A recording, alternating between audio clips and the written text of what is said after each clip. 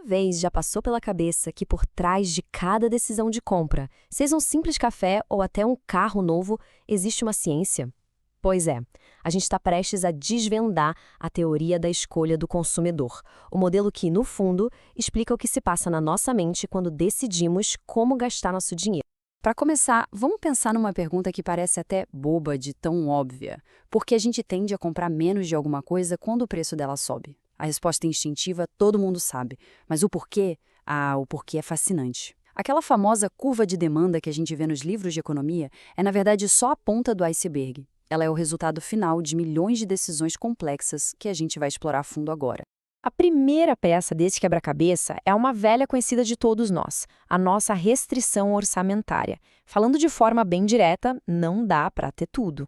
Nossa renda tem um limite e é esse limite que serve como ponto de partida para toda e qualquer decisão econômica que a gente toma.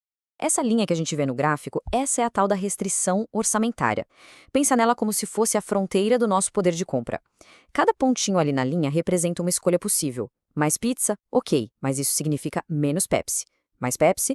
Beleza, mas aí, menos pizza. É o mercado nos dizendo, essas são as regras do jogo. E a linha define exatamente até onde o nosso dinheiro pode nos levar.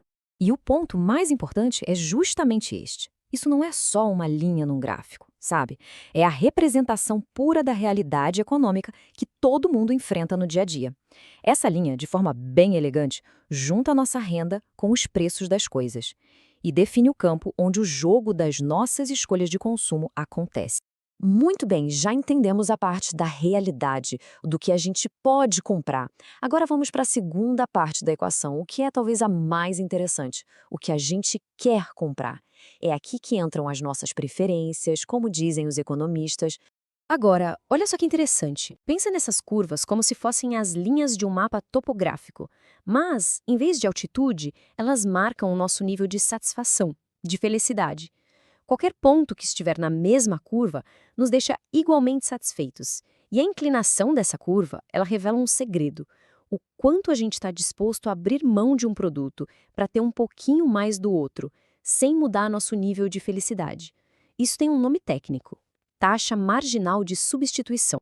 E o que é mais incrível é que essas 4 regrinhas que estão na tela conseguem de alguma forma descrever a maior parte das nossas escolhas.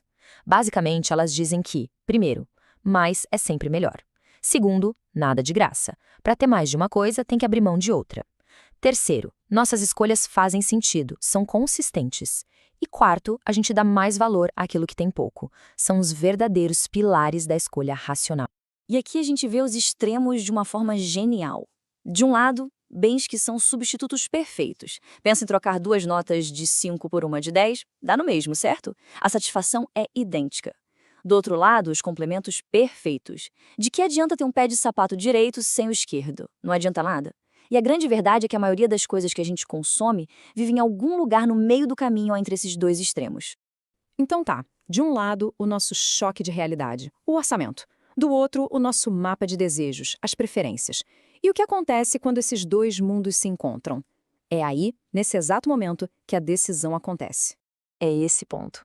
Esse único pontinho onde a linha do nosso orçamento encosta de leve na curva de felicidade mais alta que a gente consegue alcançar. É um momento mágico. A escolha ótima. Claro que a gente gostaria de estar numa curva ainda mais alta, mas o bolso não deixa. E qualquer outro ponto na linha do orçamento nos colocaria numa curva de felicidade mais baixa. Portanto, esse é o equilíbrio perfeito entre o que a gente quer e o que a gente pode pagar.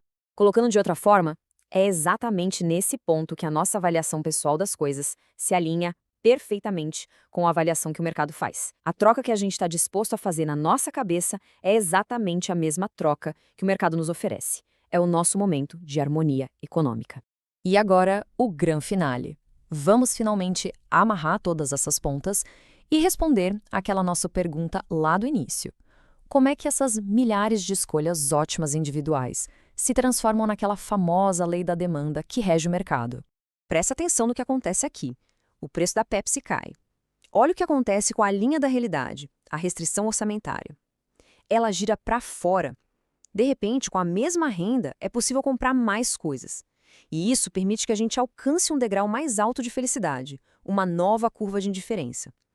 E claro, nossa escolha ótima se move para um novo ponto, agora com mais PEP. E é assim que a mágica acontece. A curva de demanda, essa que a gente vê no gráfico da direita, ela não é uma regra que veio do nada. Ela é simplesmente o rastro, o caminho deixado por incontáveis consumidores encontrando o seu novo ponto ótimo cada vez que um preço se mexe.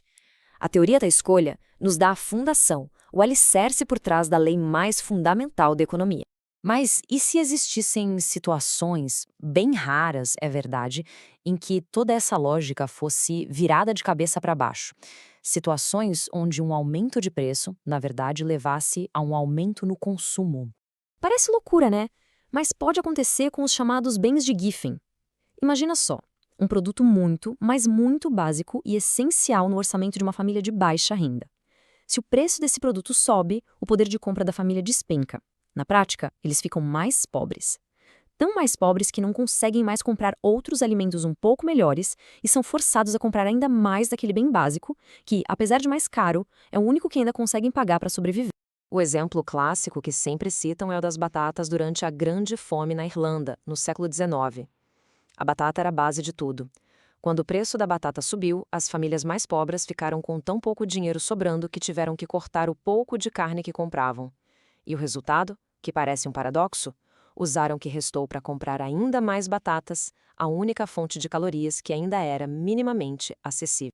Então, da próxima vez que estivermos no supermercado, no shopping, em qualquer lugar, vale a pena lembrar dessa dança complexa que acontece nos bastidores, entre o nosso orçamento, os nossos desejos e essa busca incansável pela escolha ótima. Nossas decisões não são aleatórias, elas são o resultado de um processo de otimização fascinante. E isso tudo nos leva a uma última reflexão. Se nossas escolhas podem ser modeladas com tanta precisão, o que será que vamos decidir aprender em seguida?